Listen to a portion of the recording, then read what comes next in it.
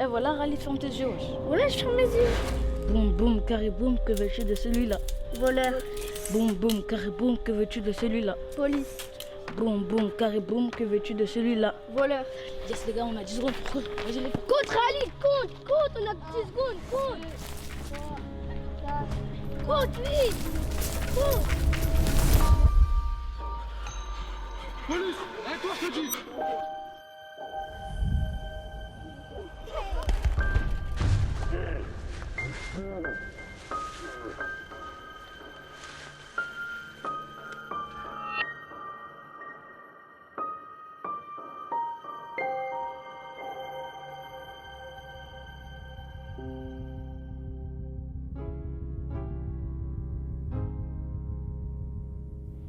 Voilà comment commence mon histoire.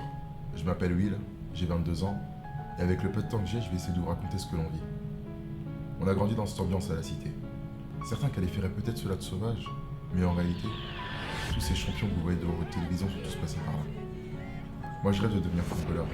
J'ai commencé à l'âge de 5 ans. Tout ça, je connaissais. Mon cœur qui tremble devant la télé, la Champions League qui fait son entrée, c'est nu où je rêve de Makelele. En grandissant en quartier, j'ai vu des mecs se vanter. Des billets verts ou violets, des filles qui sont abusées. Ces mecs me proposent de dealer. Ma famille est affamée, mais je refuse la facilité. C'est pas comme ça qu'on m'a élevé.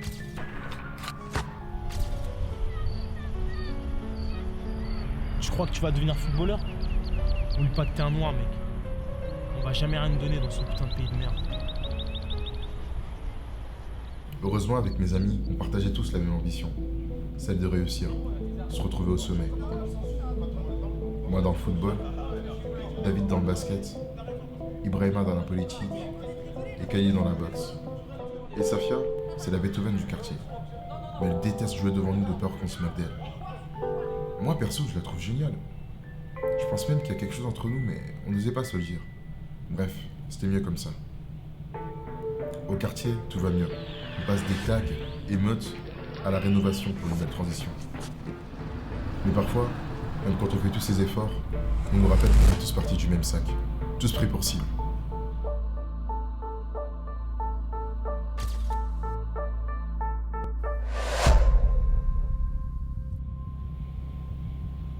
La cité veut avancer, mais les injustices veulent persister. Et si Abou avait raison? Aujourd'hui encore, une bavure policière reste impunie. David, jeune conseiller municipal, basketteur, interpellé à cause de son apparence. Ibrahima qui rêvait de devenir politicien, interpellé à cause de son apparence. Khalil, jeune boxeur professionnel, interpellé à cause de son apparence. Moi, qui rêvais d'une carrière de footballeur, je finis roué de coups et interpellé à cause de mon apparence. Et après tout ça, comment allez-vous réagir? C'est plutôt à vous de réagir.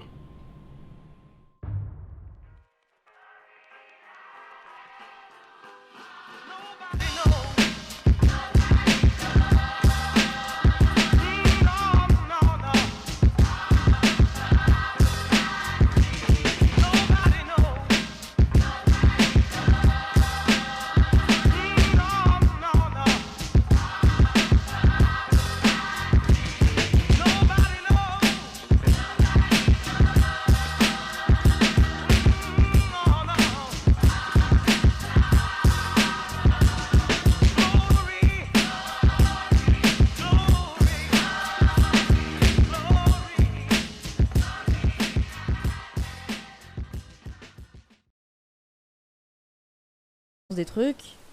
Non, voilà, c'est bon. Du coup, je reviens un peu parce que tu m'as dit un peu vite fait sur Messenger qu'il y avait un peu une idée avec France 3, une production un peu comme ça, et puis en fait non. Est-ce que tu peux un peu m'expliquer, enfin nous expliquer la production de ce court-métrage? Mais déjà, merci à toi, Luce, de m'avoir invité pour ce soir, pour ce talk show, et bonsoir à tout le monde. Alors, comme on avait un peu discuté sur Messenger, en fait, la base de tout ça, pourquoi j'ai fait ce film, c'était pour un concours France 3. Donc, c'était un concours qui s'appelle Filme ton quartier, c'était en 2019. Et il y avait déjà plus de 4 éditions, je pense. Et justement, pour cette 5e édition, j'avais décidé de faire ce film avec un ami.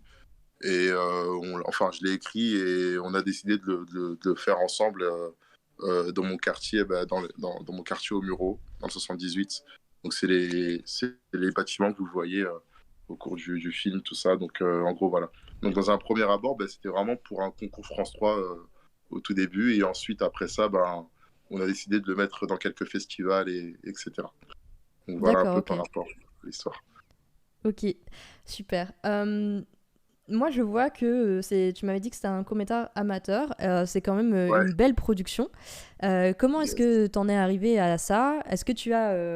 Enfin, comment t'es arrivé à faire ce court-métrage, en fait, dans ton parcours? Qu'est-ce que c'est ton parcours?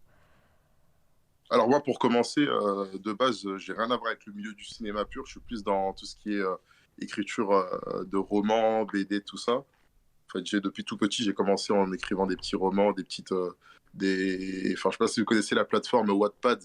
Oui, ouais, Enfin, ouais, pour ouais. ceux... voilà, Wattpad. J'ai commencé là-bas en écrivant des petites chroniques, tout ça. Et de ça, je me suis dit, pourquoi pas mettre ça en image. Donc, en fait, transformer tous mes écrits en vidéo. Et c'est de là où j'ai commencé à faire des vidéos sur Internet. Donc, au début, moi, je faisais juste des vidéos sur Internet, des vidéos drôles. Donc, c'est l'époque de Vine, Facebook, etc. Et Vine Instagram qui a aussi pas duré aujourd'hui. longtemps. Ouais, qui a pas duré longtemps. Et je faisais mes petites vidéos, tout ça. Et justement, en 2018, après la Coupe du Monde, tout ça, je sais pas pourquoi, mais j'ai eu cette envie de passer du côté de simple vidéaste à cinéaste. Donc c'est là où j'ai commencé à écrire un peu, reprendre mes écrits déjà. Et toutes mes idées que je notais dans un petit bouquin, mes idées de faire des vidéos drôles, des petites vidéos courtes drôles, je me suis dit pourquoi pas écrire un gros truc pour en faire carrément un long métrage, tout ça. Et c'est de là que m'est venue cette inspiration de passer du côté de cinéaste, enfin de vidéaste internet pur à cinéaste. Et Police Waller, c'est mon tout premier projet en tant que cinéaste, on va dire, en court-métrage. Donc c'est de là que ça m'est venu cette idée-là. Et au niveau de la production, oui, c'est amateur parce que on n'a pas eu de financement ou autre. Mais j'ai eu la chance de travailler avec Basile Mono. Donc Basile Mono, c'est celui qui était à la caméra et c'est celui D'accord. qui a aussi fait le montage. Ok, d'accord. Et c'est quelqu'un que tu connaissais déjà d'avant ou est-ce que c'est quelqu'un que tu as recruté pour ce court-métrage? Alors, Basile, c'est quelqu'un que je connais d'avant, depuis longtemps. Donc, en fait, entre-temps, moi, je suis originaire de Paris, dans le 78, au Muro. Et j'ai déménagé à Vernon, dans le 27, donc en Normandie. C'était dans les coups de 2009, 2010 par là. Et c'est là où j'ai rencontré Basile, donc lui qui était lui aussi de Vernon avec moi. Et lui, il a fait une école d'audiovisuel qui s'appelle, j'ai oublié. C'est à Vernouillet, j'ai oublié le nom, c'est connu en plus. Bref, il a fait une école d'audiovisuel et il a appris beaucoup de choses là-bas et on est resté un peu en contact ensemble parce qu'il voyait justement les vidéos que je faisais sur Internet. Et Basile, voilà, c'est de là où, en fait, c'est un contact, quoi. C'est de là où on a commencé à parler ensemble pour travailler sur ce projet de film Ton quartier. D'accord, ok. Moi, je vais revenir un peu parce que tu dis que tu as filmé du coup ton quartier, donc c'est ton quartier à toi qu'on voit dans le film. Est-ce que vous avez demandé des autorisations pour faire ça ou est-ce que vous l'avez fait comme ça, genre c'est mon quartier, je filme là, puis c'est tout quoi. Enfin, c'est à l'arrache comme on fait beaucoup dans le court-métrage. Très bonne question parce qu'en vrai, on a filmé sans autorisation, mais on a quand même fait une démarche d'approche, si je peux dire ça comme ça, à la mairie. Parce qu'il y avait des lieux, en fait, au niveau en fait, c'est pas vraiment au niveau du tournage, mais, enfin oui, au tournage, mais c'est plus au niveau autour du tournage, derrière la caméra. Ça veut dire, par exemple, on a fait venir des acteurs qui n'étaient pas du quartier, qui étaient de Paris, et il fallait avoir un lieu pour les accueillir, par exemple. Toutes ces choses-là, un peu techniques et tout. Et on s'était dit, ah tiens, il faudrait bien qu'on essaie d'avoir le kiosque. Donc le kiosque, c'est une sorte d'espace de quartier qu'on a justement au quartier. Qui est assez grand, où on peut accueillir les gens, il y a une télé, il y a une cuisine, tout ça. Et ça, par exemple, on s'est pris un peu en retard, par exemple. Donc on a dû se débrouiller, il y a des photos et tout, je peux vous montrer, on était dehors, on n'avait pas une tente pour accueillir les autres et tout, donc c'était vraiment amateur de ouf. Et ça nous a un peu, comment dire, dans le backstage, on va dire ce qu'on ne voit pas, ça nous a un peu porté, pas malheur, mais il y a eu des petits problèmes à cause de ça. Par exemple, une actrice qui a dit, j'ai été déçu de ça et tout, et du coup, je suis pas contente, quoi. Voilà. Oui, bah ça après. Mais bon. Du coup, justement, on va revenir un peu sur les acteurs. tu as passé un Mhm. casting pour avoir des acteurs parce que c'est des gens que tu ne connais pas. Par quel biais tu es passé pour chercher ces acteurs-là? Alors, les gens il y en a que je connais parce que bah, la plupart des gens qui ont joué, enfin, on va dire les acteurs qu'on voit souvent, donc la petite bande de gars et la fille qui joue au piano, Safia. Donc, c'est des personnes que je connais. Donc, c'est des gens qui réalisent des vidéos comme moi sur Internet, donc sur Instagram. Donc, c'est des vidéastes. Donc, on est cette petite bande de gars qui font des vidéos et tout. La fille qui joue au piano, c'est Safia. Donc, elle, c'est une amie que je connais aussi par les réseaux sociaux. Donc, je sais qu'elle a ce talent de pianiste. Donc, ça m'a plu, moi, parce que je voulais vraiment mettre de l'art dans ce truc-là. Et ensuite, au niveau des acteurs un peu plus jeunes, donc il y a les garçons au tout début, donc qui sont représentés en tant que nous, plus jeunes. Et ben eux, c'est les petits de mon quartier. Et il y a la petite fille qui représente Safia étant petite. Ben elle, je l'ai recrutée dans un groupe Facebook. Voilà, je la connaissais pas. Dans un groupe Facebook, je cherchais vraiment une fille mais qui ressemblait du coup à Safia, mais en plus jeune. D'accord. Est-ce que c'est un groupe Facebook qui était comment dire, fait pour ces annonces de casting-là ou pas du tout? Oui, oui, c'était, enfin, je me souviens plus, c'était en 2019, mais ça s'appelait Casting Cinéma, quelque chose comme ça. D'accord. Et j'ai fait une annonce là-bas en disant, voilà, je recherche une actrice de tel âge avec les yeux clairs, qui ressemble à peu près à cette fille, à cette jeune fille, à tel âge, tout ça. Et de là, on a eu c'est vrai que franchement, on a eu plusieurs réponses d'un coup. Et c'était intéressant. Et voilà, dans cette annonce-là, j'ai mentionné le fait que c'était pour France Télévisions. Et je pense que c'est ça qui a pu, peut-être, je ne sais pas, mais c'est Oui. peut-être ça qui a pu. Ouais, ça joue, ouais. Ouais, ça a peut-être joué. Non, mais c'est super. Donc, on a Pop Cigarette dans le chat qui nous dit que c'était vraiment un très bon film et qu'il espère qu'il passera dans plein de festivals. Est-ce que, du coup, parce que tu nous as dit qu'il partait en festival, comment tu fais, enfin, toi, parce que moi, je sais comment on fait pour trouver des festivals, mais c'est quoi ta démarche pour envoyer ce film en festival? Parce que c'est vrai qu'on n'en parle pas souvent sur la chaîne, on parle beaucoup de production et du coup, on ne parle pas de cet aspect de la production qui est ensuite la diffusion. Du coup, quelle est ta démarche?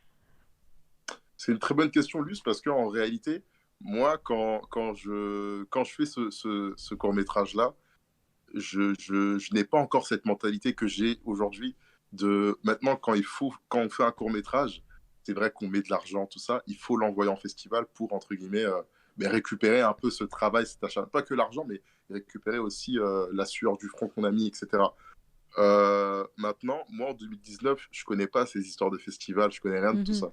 Ça veut dire que je me suis réveillé, on va dire, en fin 2020, quand une amie a vu le court-métrage et elle m'a dit dis-moi que tu l'as mis en festival. Et moi, j'ai dit non. Et c'est là où elle m'a dit en fait, il faut le mettre en festival. Et malheureusement, il y a des festivals où quand tu mets pas ton film, un an après, c'est terminé. On peut plus le mettre. Ouais, il y a des normes des films qui sont produits entre 2019 et 2020. Enfin, ça dépend des festivals, ouais. Voilà. Mais maintenant, aujourd'hui, de ce que je vois maintenant, parce que j'essaie de mieux m'intéresser à ce milieu-là, je sais que maintenant, pour postuler en festival, il y a pas mal de plateformes qui regroupent plein de listes de festivals auxquels ton film peut être éligible, comme Filmfest Plateforme, je crois, quelque chose comme ça. Et il y a d'autres plateformes aussi, comme où on peut aller sur, par exemple, je crois que c'est l'atelier du court-métrage. Ouais. C'est un site où il y a une sorte de PDF qui regroupe tous les festivals qui peuvent être éligibles à n'importe quel film, fantastique, dramatique, documentaire, etc., comme on a vu précédemment, tout ça. D'accord. Je vais revenir un peu sur le sujet de ton cours parce que du coup, c'est un cours qui parle des violences de la part de la police dans les cités. Oui. Personnellement, moi, j'ai un peu vécu en cité quand j'étais petite, donc je connais un peu aussi ça. Après, moi, Yes. voilà, moi, je suis pas du tout de ton côté. Je suis privilégiée dans le sens où moi, je suis blanche et du coup, j'ai jamais eu ce problème par rapport à la police, mais j'ai eu des amis quand j'étais petite qui l'ont eu. Oui. Du coup, j'ai aussi cette méfiance envers la police, alors que je suis pas du tout dans le truc, mais voilà. Donc, par exemple. Peut-être que c'est indiscret, mais dans le court-métrage, tu dis que, en tout cas, Will, qui j'imagine te représente, dit qu'il a subi ces violences physiques. Est-ce que c'est ton cas et est-ce que c'est pour ça que tu as voulu en parler ou est-ce que c'est juste quelque chose de fictionnel parce que tu voulais mettre en avant ça, si c'est pas trop indiscret, bien sûr? Oui, bien, non, mais c'est bien, c'est normal de poser cette question. Alors, moi, personnellement, je n'ai pas vécu, je n'ai pas vécu de violence policière, mais je l'ai vu de mes propres yeux quand j'étais plus jeune, donc dans ce quartier, justement, au Muro. Et même aujourd'hui, un peu plus âgé, bah, je le vois encore. Et en fait, je vois que ça s'empire à chaque fois. Maintenant, dans ce court-métrage, le sujet, c'est vrai que je mets en lumière justement ces violences policières, mais il y a plusieurs messages dans ce court-métrage. En fait, le premier message, c'est euh, je m'adresse à deux parties. Dans un premier temps, je m'adresse à ceux qui sont de l'extérieur, donc ceux qui ne connaissent pas vraiment bah, ce qui se passe au quartier, ceux qui n'ont pas grandi en cité, ceux qui ne connaissent pas tout ça, entre guillemets. Je leur dis, eh, oh, regardez, il y a des gens qui croient en leurs rêves et qui ont vraiment une étoile en eux et ils veulent vraiment la protéger pour réussir. Donc c'est un peu l'image bah, de Will, Safia qui fait du piano, Ibrahima qui fait de la politique, etc. Et l'autre qui joue au basket, etc. Donc c'est vraiment pour montrer que malgré ce qu'on peut dire dans les quartiers et tout, c'est vrai qu'il y a un peu partout, il y a toujours du mal, on va dire. Et ben, malgré ça, il y a quand même des gens qui veulent réussir. Et ensuite, il y a ce message aussi s'adresse à ceux qui sont dans le quartier. Parce qu'il y a de la discrimination aussi interne. La discrimination interne, c'est quoi? C'est par exemple, tu as vu, lui, c'est un bon élève. Ça se voit, bon, j'ai pas envie d'être vulgaire, mais ça se voit, c'est un. Tu vois, c'est un. Oh, j'ai pas le mot. J'ai pas le mot pour ne pas être vulgaire. Mais c'est un faillot, quoi. Oui, voilà. Donc il y a de la discrimination interne en mode quand t'es quand t'es quand t'es parfait, enfin pas parfait, mais quand t'es un bon élève, quand t'arrives à faire les choses, quand tu crois en ton projet et quand t'es pas comme tout le monde, ça veut dire quand par exemple les autres vont jouer au foot, toi tu vas faire du piano, eh ben c'est de la discrimination aussi parce qu'on te regarde d'un autre œil en mode pourquoi tu veux pas faire comme nous, pourquoi tu veux faire le mec différent. Oui, Donc c'est un peu il y a le ces truc deux de dire parties-là. tu te crois mieux que nous, ce genre de choses. C'est ça, c'est ça. Il y a beaucoup de gens, on ne le dit pas parce que, bon, forcément, c'est pas vraiment ce qu'on regarde dans un premier temps, mais il y a beaucoup de gens qui souffrent de ça dans les cités. Et c'est pour ça que je voulais mettre en avant, dans ce court-métrage-là, je voulais mettre en avant ça. Mais pour revenir aux violences policières, moi, ça me tenait à cœur de mettre. Parce qu'en fait, j'aurais bien pu prendre d'autres comment dire, d'autres thèmes, mais ça me tenait à cœur de parler de ça parce que, en vrai, il y a aussi l'image du police-voleur, ce jeu qu'on a tous joué étant petit, ou peut-être il y a d'autres noms, hein, genre chien et chat. Mais police-voleur, c'est vraiment ça, quoi. Au début, c'est un jeu, mais aujourd'hui, c'est devenu une réalité. Mhm. Bah, personnellement, moi je trouve que c'est un court-métrage qui est très fort et qui est très bien fait. Et quand tu me dis que c'est ton premier court-métrage, même si tu as fait des vidéos internet et tout ça, on sait tous, enfin en tout cas moi je le sais, que c'est pas du tout le même travail. Et je trouve que tu as réussi en si peu de temps, parce que ça dure quand même que 5 minutes, à mettre en avant ces deux messages-là. Que ce soit, et justement que ce soit pas juste négatif, que ce soit pas juste ah bah regardez il y a des violences policières et que ça s'arrête là, et que ce soit vraiment pour dire bah regardez il y a aussi des gens qui sont incroyables dans les cités et c'est pas parce qu'ils viennent de la cité que ils sont pas capables de faire ça. Je trouve ça super beau, et en plus la qualité d'image est super aussi, donc c'est vraiment voilà, enfin je vais dire beaucoup c'est super, mais c'est vrai que je dis toujours les mêmes mots, de toute façon, je n'ai pas de vocabulaire. Mais c'est vrai que Merci beaucoup. je suis vraiment impressionnée, et c'est beau quoi de voir que tu as pu avoir ce contact-là qui fait de l'audiovisuel, qui a pu t'aider, et que toi, ben, tu nous dis oui, voilà, moi j'écris depuis que je suis jeune et tout. Bah, franchement, c'est beau d'en arriver là et de partir de. Ben, ça nous parle aussi un peu du rapport du cinéma avec les autres arts, parce que le cinéma, bah, c'est un art qui s'est constitué par les autres arts, par la littérature, par le théâtre. Tu nous parles aussi du fait que tu fais de la BD. On peut retrouver un peu tout ça dans le cinéma, et c'est beau de voir que ben, t'as pris tout ça et t'as décidé d'en faire un film, alors que t'aurais pu t'arrêter pas à Wattpad, mais je veux dire à écrire des romans, à écrire des BD, ou juste à utiliser Instagram comme support pour faire passer ton message, et passer par le court-métrage, c'est très intéressant.